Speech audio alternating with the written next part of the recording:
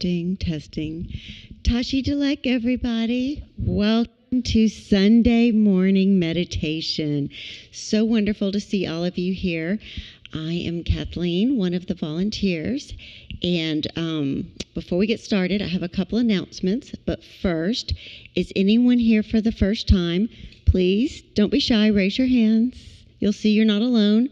And look around. Everyone whose hands aren't raised, ask them questions, okay? So now, anyone else want to raise your hands? All right. No, anyway, welcome here. We were all had a first time. So afterwards, if you do have questions, please feel free to see those of us with name tags, and we will do our best to try to answer them or lead you in the right direction. So if you haven't already silenced your cell phones, please do so at this time. Or put your phones away altogether so you can be fully present for the talk and meditation. If you must use your phone, please do so outside the meditation hall. We invite you to join Geshe Lobsang Tenzin for our weekly Medicine Buddha practice in person and online at 6 p.m. on Tuesdays. This week, for our Tuesday evening public talk at 7 p.m., Geshe Lobsang will speak on verse 1 of the 8 verses of Training the Mind. On Wednesday evenings at 7 p.m., the Drepung Loseling monks conduct evening prayers for His Holiness the Dalai Lama's long life and other teachers. On Thursdays at 4:30, the Drepung Loseling monks conduct the Protector Puja for smooth journeys, success of interviews, and medicine treatments, new businesses, etc. As a reminder, please do not park on the grass along the driveway or behind the building.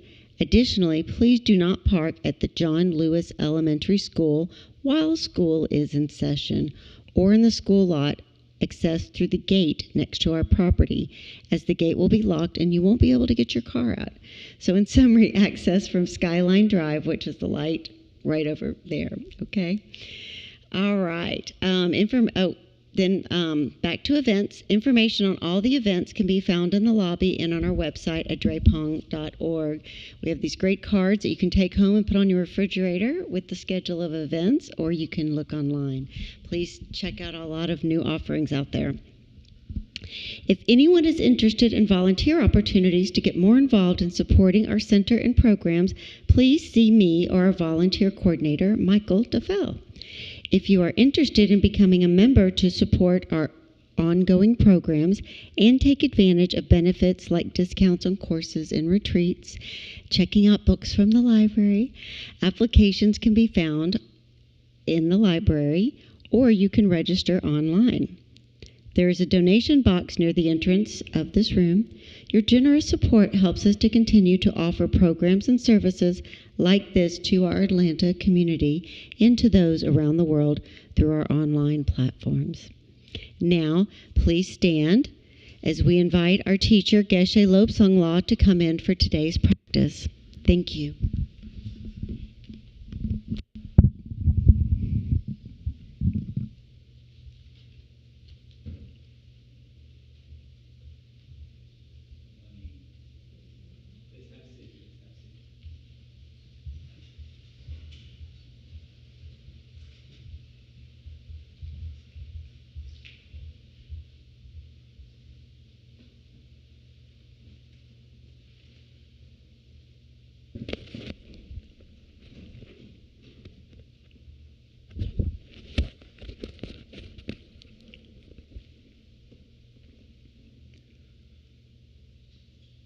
Good morning. How is everyone doing? Good enough. From 1 to 10, 7. It's very good. 7 is good. How much? 5. That's very good. Yeah. Speaking of about the meditation, we will talk a little bit about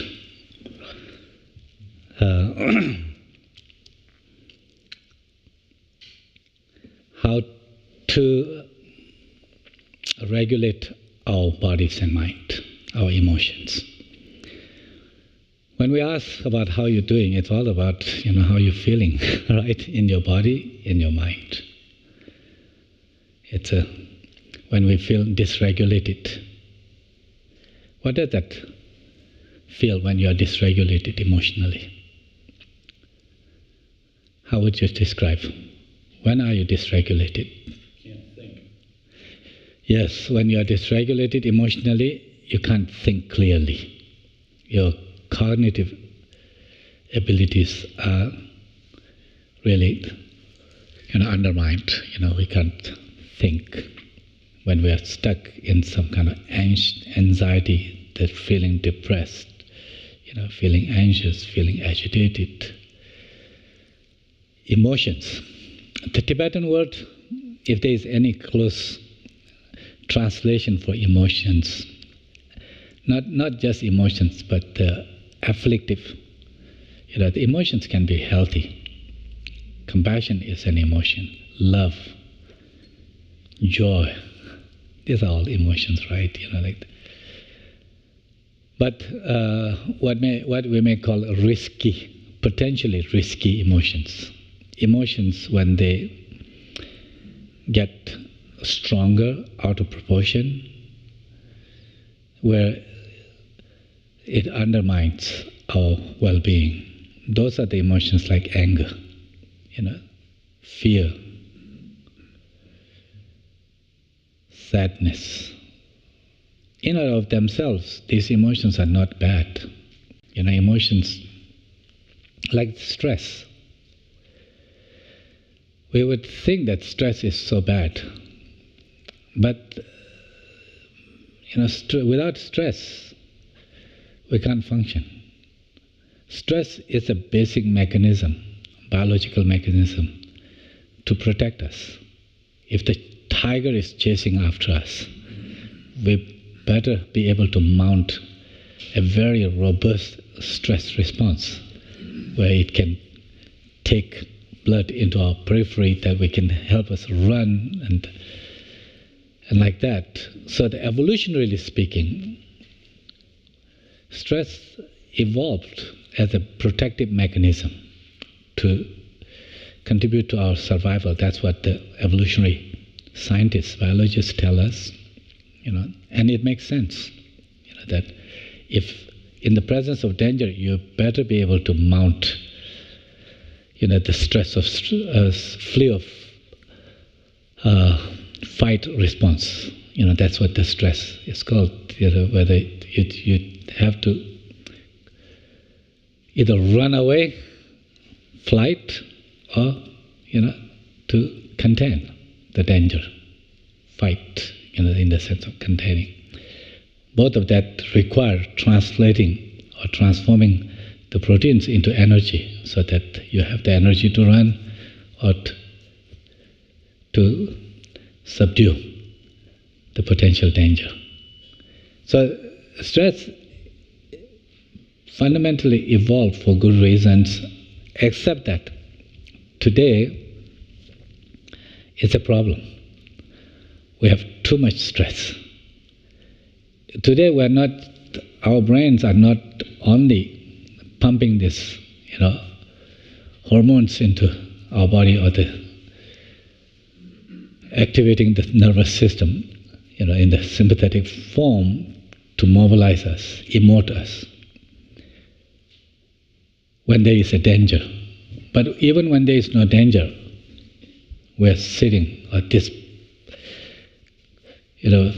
person was so nasty, ruminating with the certain conflicts that we have had, or sitting with, oh, this thing is going to be so awful, fearing, and that struck with anxiety.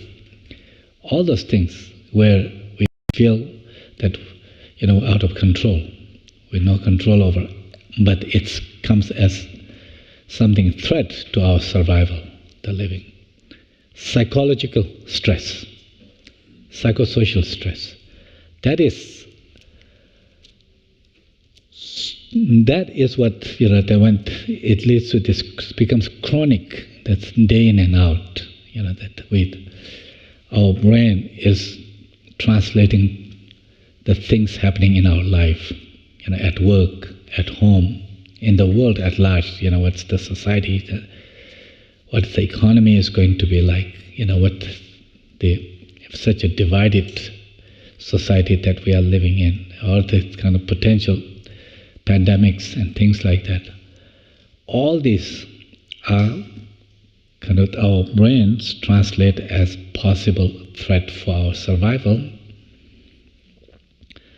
Well, I mean, we can't, at times we can't feel like we can do anything about this very tense division that we are noticing in our society, for example, today.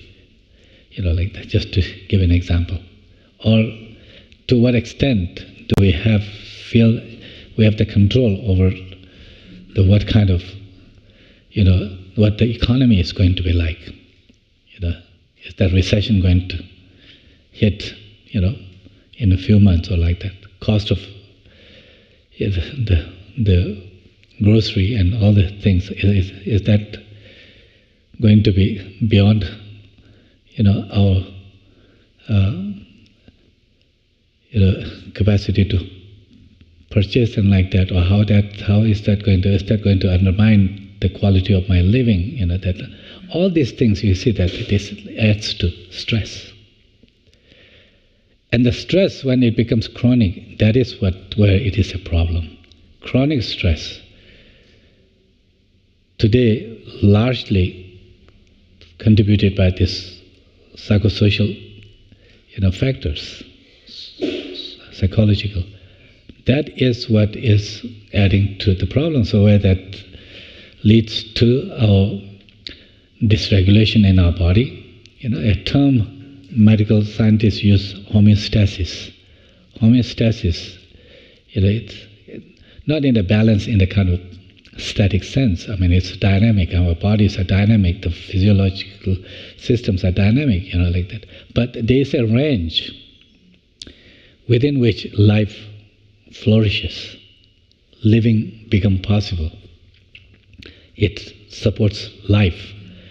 When it goes out of the range, then it compromises our health, that leads to illness, the emotional distress, and like that. And then it compromises our ability to think and to function. That's why we can say that how depression, when the depression is quite chronic, it debilitates us. We can't even get out of our bed. If we have children and like that, we can't take care of them properly.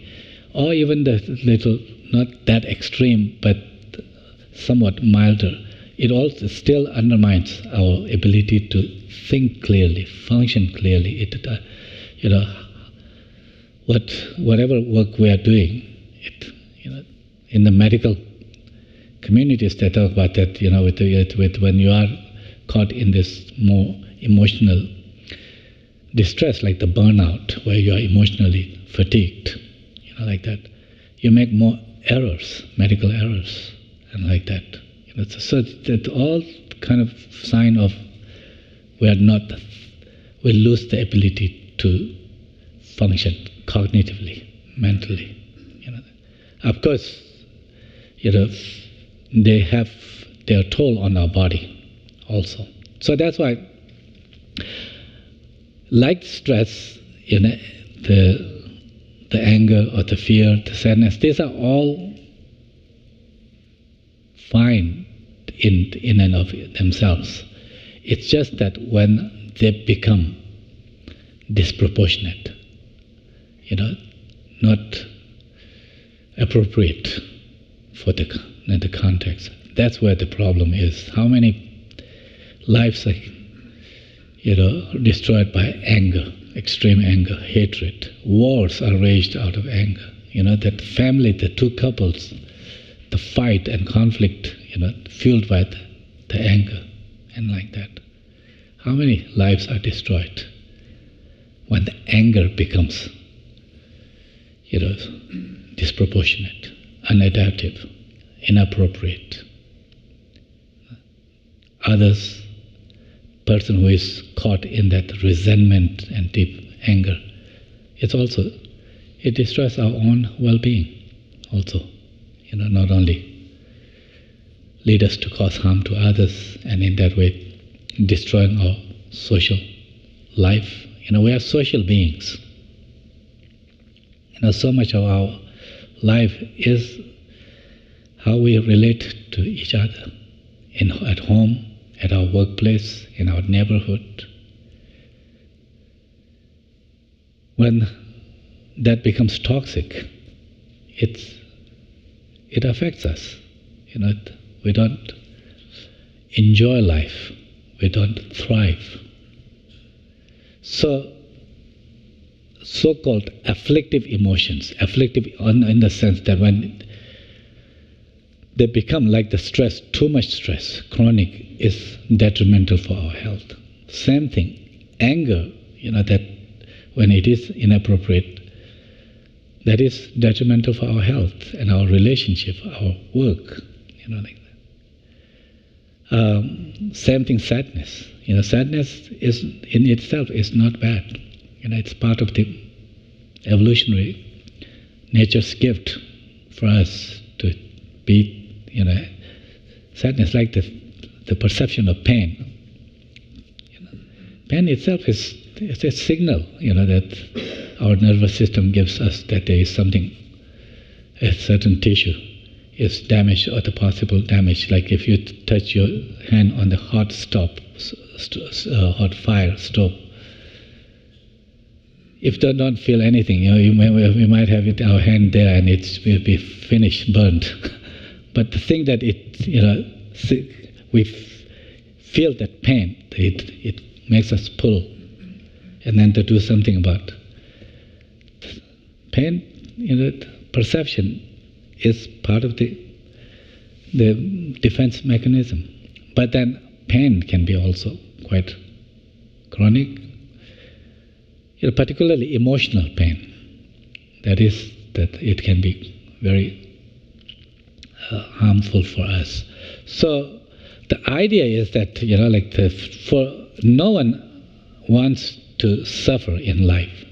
Who wakes up saying that, oh, today my life should be miserable. We all wake up expecting, anticipating, wishing, a good day, right? We all want to flourish. Flourishing is not just simply, more than simply feeling high and jumping out high. That kind of high you can get it from drugs.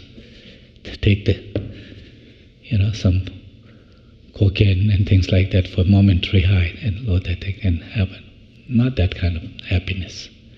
Happiness, the flourishing, is when life seems okay.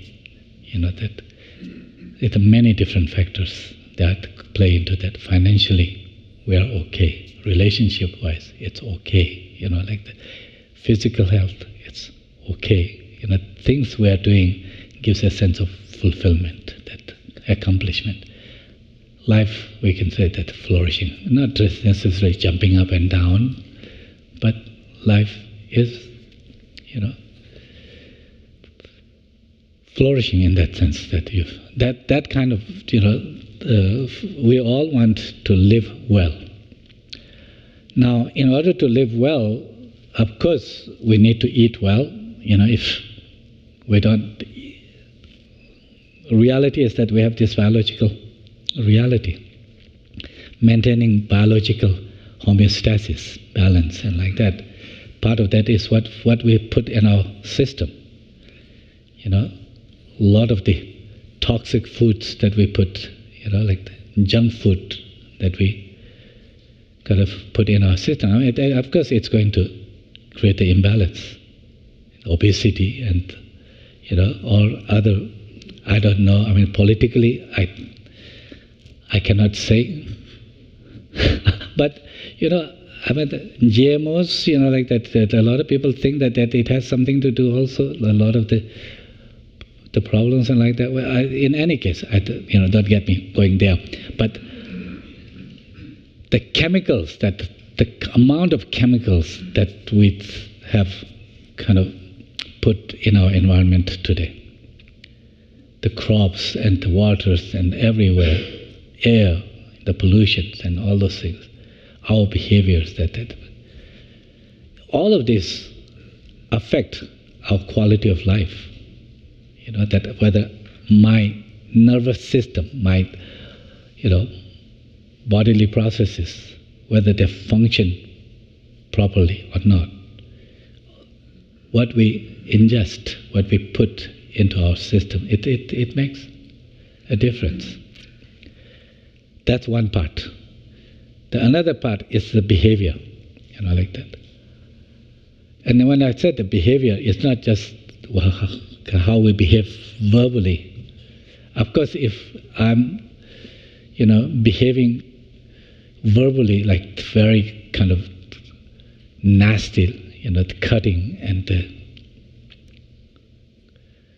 venomous speech that comes, from me, that very negative, judging, harsh, that's going to affect my relationships. And since we don't live in a vacuum, that environment that we create, the toxic environment that becomes between two people, that will affect us also. So behavior like the physical, verbal attitudes. What kind of attitudes that we want to have? Do we want to be more kind and compassionate, caring and understanding? Or do we want to be more judging and, hateful? And like that. This do matter. So, not, do we spend our, of the 24 hours, most of the time just kind of binging on social media, without sleeping, and like that, that also will affect our life, like that. Sleep is a very important part, that to restore our health. So all those are important, but I think that, if and to a certain degree, the fact that as species that we are here, not only here, whenever this life exploded on this earth, evolving gradually, and here, not only that, we built these incredible civilizations, the culture, the technology, that we are even sending machines, maybe even people eventually on Mars and like that, all kinds, medicine and all those things. These are all testament to some degree that our ancestors and, have been applying certain ways of balancing, certain ways of, that restore certain degree of their well-being and the cooperation and trust with others around. In that we have come to this, as the scientists today say that, evolution through cooperation instead of competition. That old model of thinking that we're all for ourselves, that, that you compete. If you are strong, you will survive, weak will perish. That's what the law of nature, that is. Not so fast. That thinking is kind of turned upside down now with mounting evidence in the social sciences, in the neuroscience, in the evolutionary biologists and like that, to show that we evolved by living together, cooperating together, building a cooperative, groups.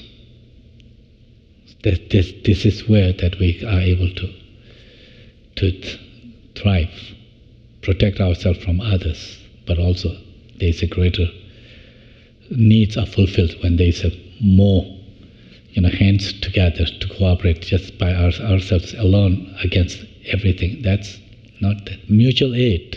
That's something that suggested by the biologists where, in the past, like in 2014 or so, I think the Russian, biologists have proposed this idea of mutual aid. We thrive by aiding each other, helping each other, like that. Even the Adam Smith, like the architect of our modern economy, yes, he present the model for the kind of the idea that your kind of what he calls the invisible hand of the free economy, like that, where you have the where everybody is working to grow, and then in that way that in the capitalistic model, it works. It's democracy, capitalism has wonderful principles, but not in a way that where simply governed by selfishness, just by oneself against, that everything for me. But rather, even Adam Smith, he proposed that it works when it has to be tempered by fellow feeling. He called it the fellow feeling. That free market, these ideas need to be tempered by fellow feeling. The fellow feeling has to do with this kindness, compassion, cooperation. That's what. So what I'm kind of saying all this is that if we are seeing the just unprecedented rise in mental health problems in the world today, that where the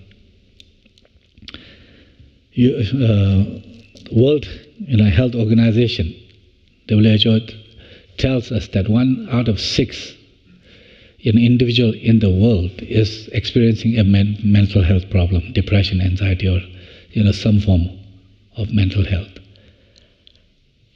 We have to use all the different tools we can use to protect us, to our children and others, to secure our well-being.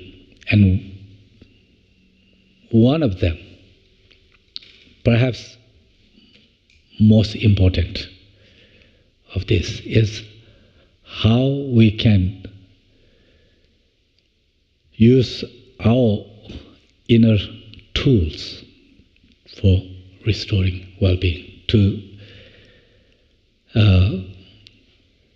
not constantly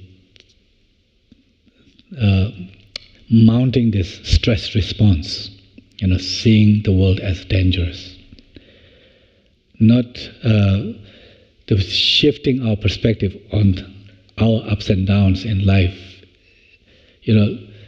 Of course, there will be always ups and downs in life. Its world is not perfect. But as they said that pain is inevitable, ups and downs are inevitable, but the emotional distress is optional. That's what. And that in diet is not going to do with that. No external system is going to take care of by itself. It's very helpful having the external system, law and all those things, policy, important. But individually, if we need to restore our part, the strongest, the best tool that we have is our mind. How we use it to restore that well-being. That is what we need to. That's why the meditation, when we talk about the meditation, is very important. So let me come back to this idea that I asked you how you are feeling. There is a model called the resilience, or the resilience or well-being, model for the well-being or the resilience. It presents or homeostasis, if you want to use the medical term. If you can imagine, our physiology, the other biological systems and like that, nervous system and so forth, a range where we feel better, we can think better, we function better, we can see each other's needs and so forth better, relate to each other better. If there is a range, that when we are in that state with all these things happen, but when we begin to kind of move away from that, deviate from that, either towards high or low. If the two-line zone is like this, and then if it's getting too high, what does that feel like? Where we are kind of hyperactive, feeling anxious, agitated, that's, what does that feel like? What does that feel in your body? That when you feel like anxious and feel agitated, and like, does it kind of build pressures around your head, forehead, and around? Does it make your chest become tighter? Does it make your shoulders become heavier? Does it make your neck stiff? Does it make your back, stiff and like that? Does it give you some other sensations in your body? What happens? That we have to notice those signals. When we are verging towards high, what does that feel like? When we're kind of going towards low, when you're feeling helpless, powerless, not sort of no meaningful, sadness kind of leading to where we feel more fatigue, like that. What does that feel like? That's your, where does that appear in your body? What that changes in your, body feel like? Like that. Does your body even feel kind of like slumping like this? Like that. Sensations, associated feeling low, hypotension, hypoactive state. Your nervous system, not hyper, less kind of that, not in that kind of healthy zone. But sometimes we can even bump out of that totally on high and get stuck. And then when we bend, stuck, like some argument that happened with a colleague or like that, and we just cannot shake that off. Just, that was so mean, and then, all these things just ruminating and going on. We're stuck in this high tension. Cannot sleep, cannot taste the food, cannot,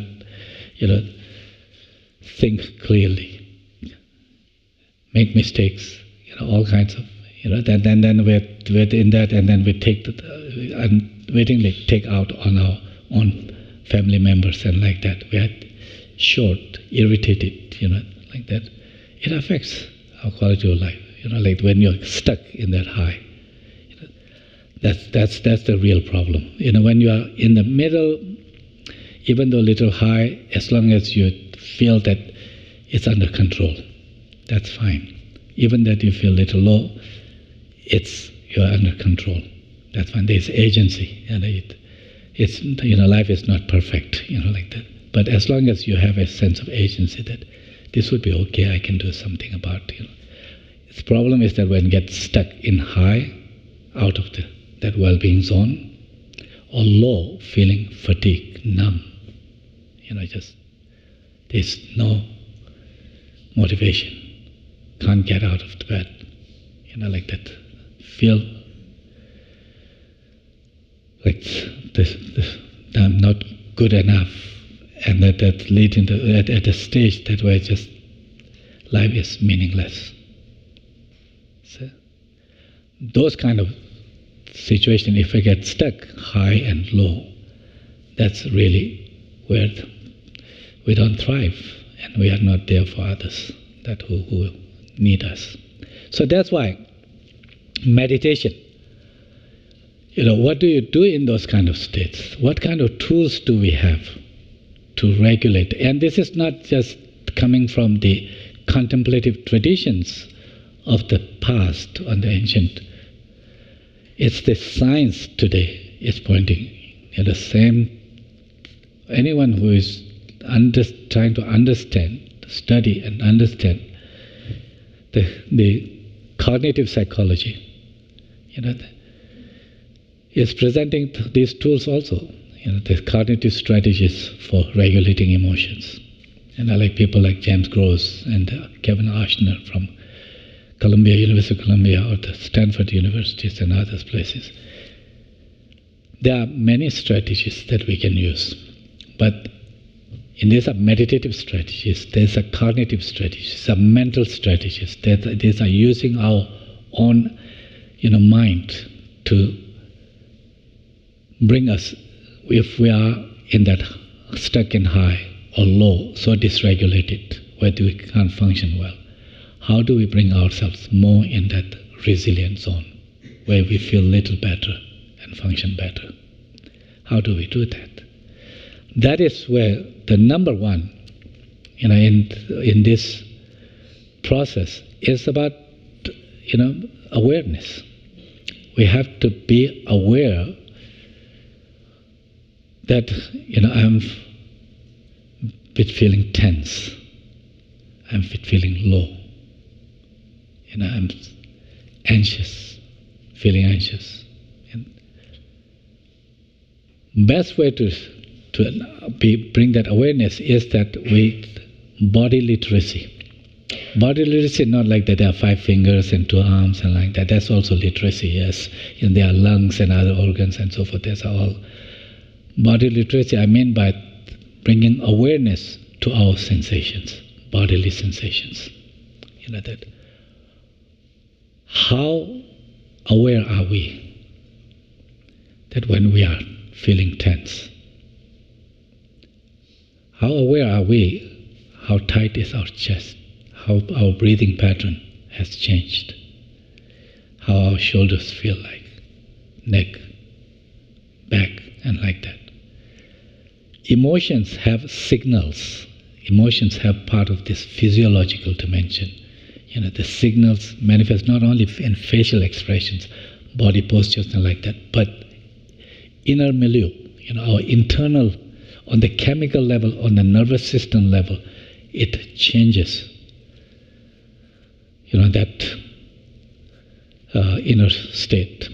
So therefore, number one way for us is to learn to attune to our own inner domain. This is what the ancient meditators have taught us. The gateway to meditation is observing, examining, attuning to our own inner domain. Gateway to that. Once we can become aware of how we are feeling internally, feeling high, feeling low in the physiology, but also how it feels subjectively.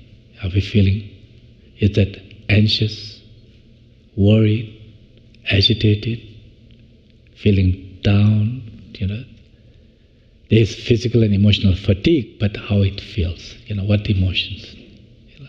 If we are aware of this, next, that means that if we are in high emotions, like the hyper kind of state, stuck, low, numb, or towards that, or even a little bit, then the next step for us is what may be called grounding. Grounding is just very basic. These are our grandparents have taught us. It's not a mystery. Grounding is what happens when, do you notice sometimes if you feel really tight, you just lean against a wall to really, and it releases some of those tension. Do you do that sometimes? Like that. Or people have all asked that take some deep breaths, few deep breaths, 10 breaths, like that. It just these are strategies to kind of bring your attention, whatever is making you tense or feel down, you bring to something immediate sensory, sensation, whether it's beautiful colors that you can observe, like light hitting these green leaves and the yellow and bright, really nice colors like that. When you kind of bring to that, when it goes there, your brain is not stuck in that whatever is making you nervous. So it's got the attention deployment. You are bringing attention to something that feels pleasant, that brings a sense of, joy, the uplifting feeling, sensations, or breathing. Sometimes you can even do what is called resourcing.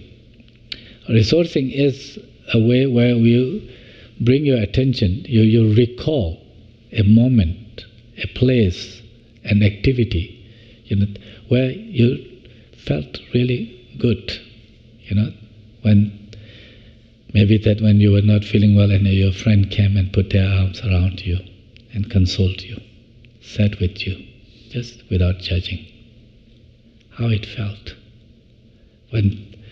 Or you were taking a walk by the river, just sound, the water hitting the shore, or the sound of the water, how soothing, comforting it was.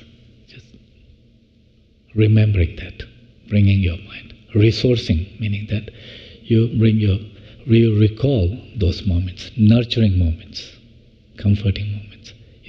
As you bring your attention there, your brain is engaging those brain circuits or activating those associations. So therefore it's what to release such comforting hormones, bring the soothing changes in you. If you can stay for a few moments in that you may be kind of stuck in high, gradually your body and mind come into that more homeostatic state, more resilient, where you feel better. These are some basic techniques for meditation. Sometimes when we say meditation, it just becomes such a kind of term, like it's just otherworldly, some Eastern mumbo jumbo, like that. Just this it needs to be something. You need to sit in certain way, wear certain thing, and have your hair in certain way, and then you do this. Not like that. Meditation is a simple process of training the mind. Mind training, that's what. You can do it lying down, you can do it comfortably, safely, walking, you can do it sitting, however. Of course, you want to be awake when you are doing this, and also, you're not just mind flying all over, just roaming, to somewhat present. So bodily postures that's why it's not because they want you to come up with some exotic posture, because observing that when you sit in a certain position, well, if they contribute to facilitate a more of a kind of balanced state of mind, where your mind is awake yet settled. For that, sitting in a certain position is helpful. Would you like to do this brief meditation? Okay, so let's do it.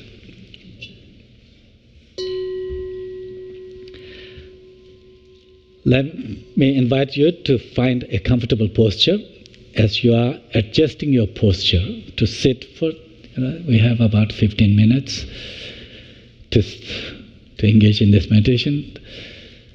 As you are adjusting this posture to sit, if you notice any immediate tensions in the body, like tightness, heaviness in shoulders and so forth, feel free to stretch. If it helps, by stretching, rolling your shoulders, or the stretching your neck, or the body, and like that. If that helps to soften some of those tightness, tensions in the body, please do that as it's helpful.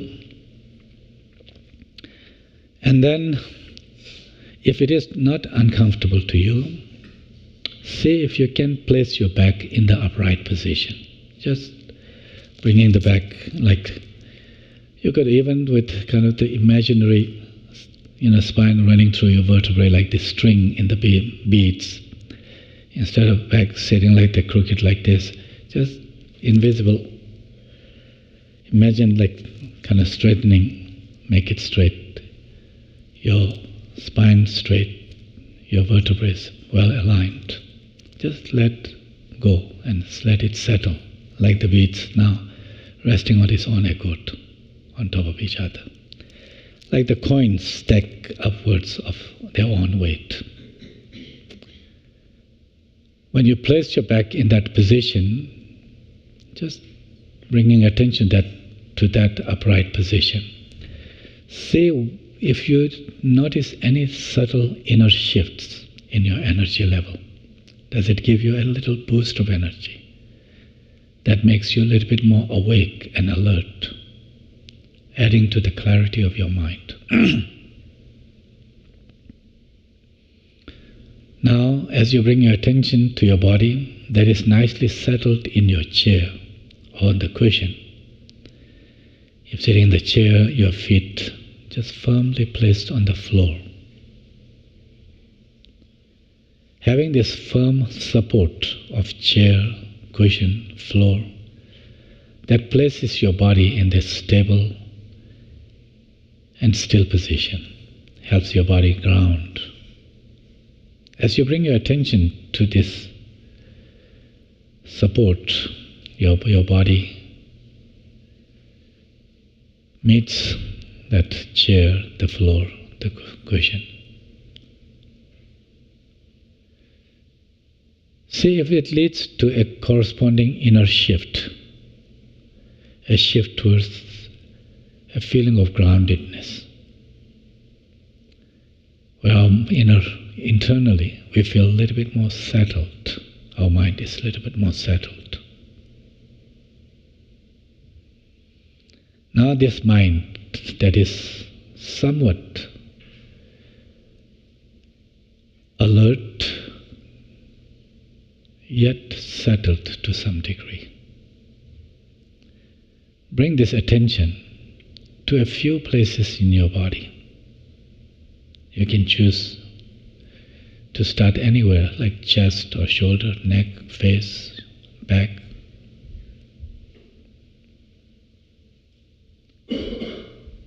Attuning to that body area, see what that body landscape, inner landscape, feels like. Does it feel tense or relaxed? Any parts, if you have in the shoulders, that feel heavy or light? Are there any other sensation that feel warm, heat, coolness, or somewhere in between? Any other sensations of itching, palpation and so forth? Do those sensations reflecting our body state, body landscape, do they feel pleasant, unpleasant, or neutral?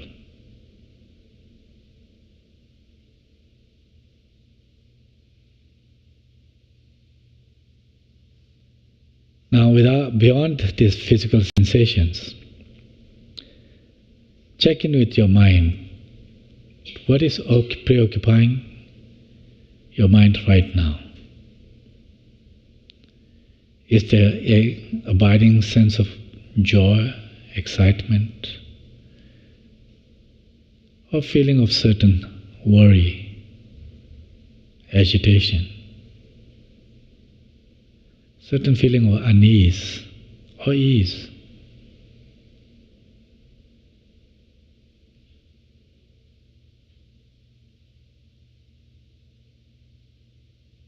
Briefly checking in with our body and mind, if we do notice at the moment certain prevalence of these tensions in the body, in terms of that tightness, heaviness, unpleasant feelings, sensations, or the mind, a certain degree of worries, agitations, anxious feelings, feeling down. Let's take a few deep breaths to see if that helps us soften some of those tensions further. As we breathe in, just taking a slow yet full in-breath. Just with that in-breath, inhale the refreshing and rejuvenating, nourishing air rich with life-giving oxygen. Oxygen that animates every cell in us, that keeps us alive. Just taking in full in-breath of this nourishing air rich with life-giving oxygen. For that matter, you can just imagine as you breathe in, just breathing in all the other properties that nourish our body and mind. Things that can support us right now for our well-being. Just breathe in, let it infuse with your whole being, nourishing body and mind. And as you breathe out, just slow, yet with a full exhalation. And with that, literally, release. Let go of those tensions of the body and mind that you may have been feeling. Just let the outgoing breath, as you take this long, full exhalation, release, clear those tensions, thereby allowing the body and mind to just settle in an unfolding sense of ease and calm. At any degree of this happens, as you connect, just rest your mind there. Otherwise, take one or two more of this intentional deep in-breath of those nourishing air. And with the outgoing breath, with full exhalation, releasing the tensions in the body and mind that we may be experiencing. To allow body and mind to settle in some degree of that unfolding sense of ease and calm.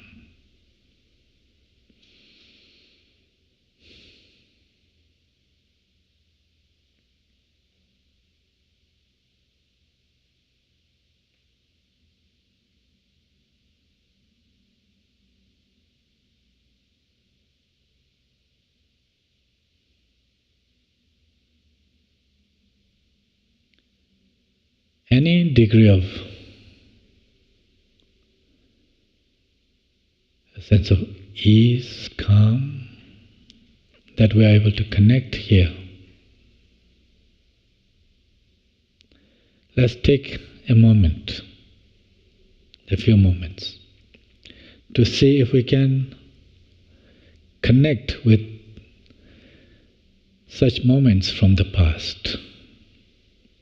If nothing comes, you can even imagine what it would be, what kind of but if you can, see if you can reflect to see when, under what circumstances, that you had a similar feeling of calm and ease. Not exactly the same, perhaps even more intense or less, but something similar where you felt at ease, where you felt better, you felt a bit safer and joyous.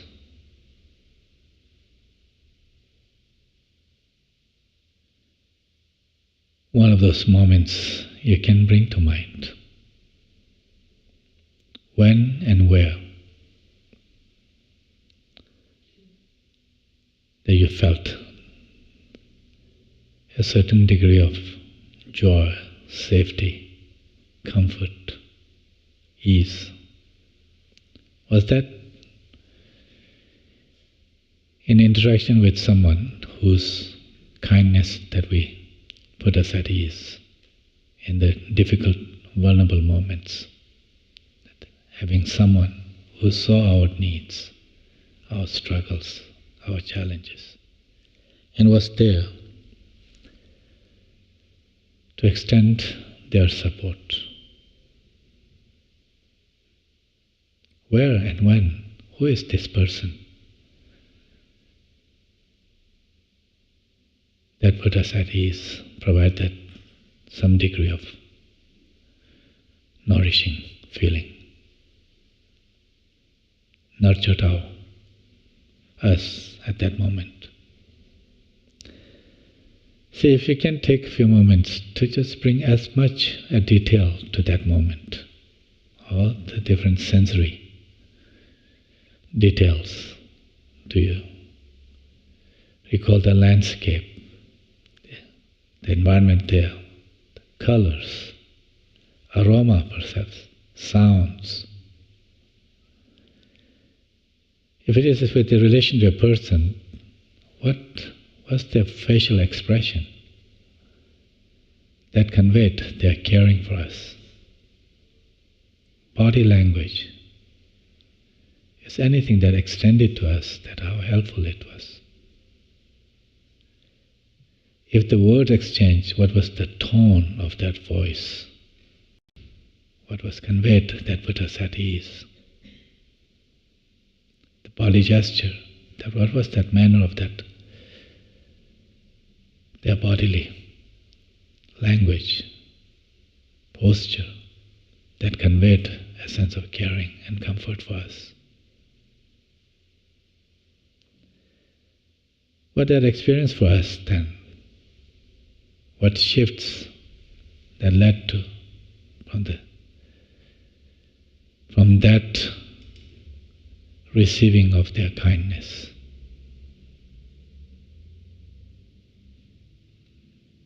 What that feeling was, what our sensations,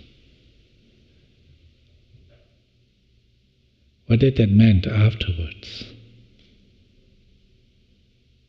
What did that mean? What that led to the following moments?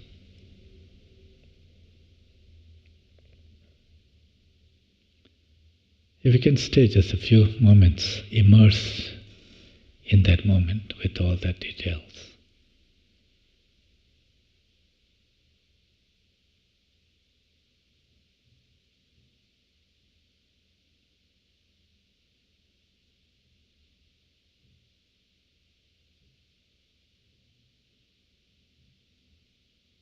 As you are doing that, as you stay with that, just bring your attention to your body now.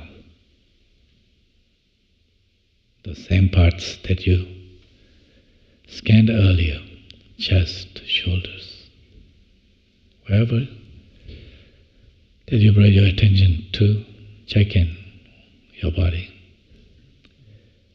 What shifts do you notice? Is it feel a little more smoother, more tender, more warm, relaxed?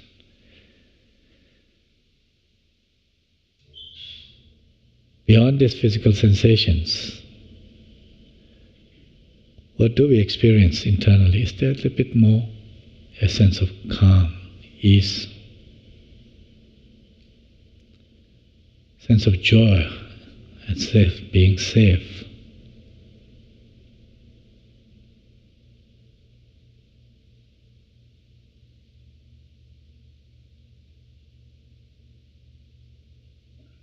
If we do such, notice any slight shifts these ways,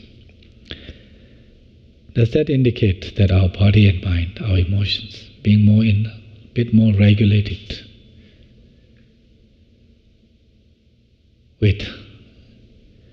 have our body-mind in that more or in that zone of well-being, resilience? Here, if we can feel better, not only feel better, it adds to our cognitive ability to think better, where we can function better and relate to others better. All these, how they can lead to the flourishing, not only for our own personal flourishing, but how that translates into the greater interaction with those we live with, we work with, we interact with, to create a more harmonious, peaceful, cooperative, trusting environment around us with those beings we live with.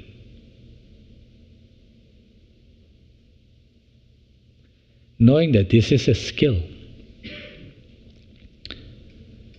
with better, more training, more practice, as we can do it again and again, this can become more enduring, like any skill. We can become better at noticing when we are dysregulated, when we are up and high, stuck in high and low zones. We can have that choice. Enhance that our choice in those moments to bring our attention to something that offers ground, that brings us back in the more regulated state of body and mind. So let's take a moment to dedicate this practice that we just did, and any positive force, the merit arising from our collective engagement in this practice today. Let's dedicate this towards greater good, for peace, healing, harmony and happiness for all beings, for peace around the world, the conflicts to subside.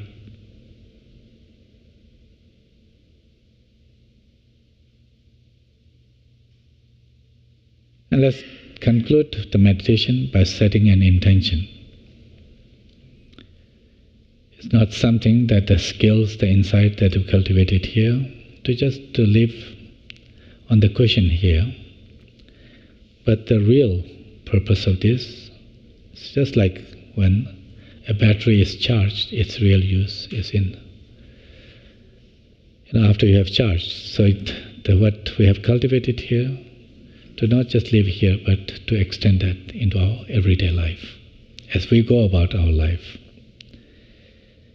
At least from time to time, a few more times, setting an intention to a few times, at least in the beginning, to deliberately check in with our body and mind, to see how we are feeling. In those moments, if we do notice our body is in a certain dysregulation, our nervous system dysregulated, body and mind dysregulated, we can take a few seconds, perhaps a minute, to ground, to resource, to bring our body and mind into a regulated state. It's through these micro moments of bringing the body and mind into a more regulated state, how this can become more enduring. With that, not only we can benefit, but we can be a source of benefit for others.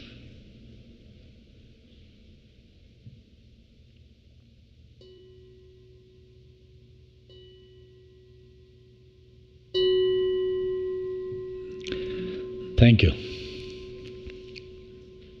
Have a great day.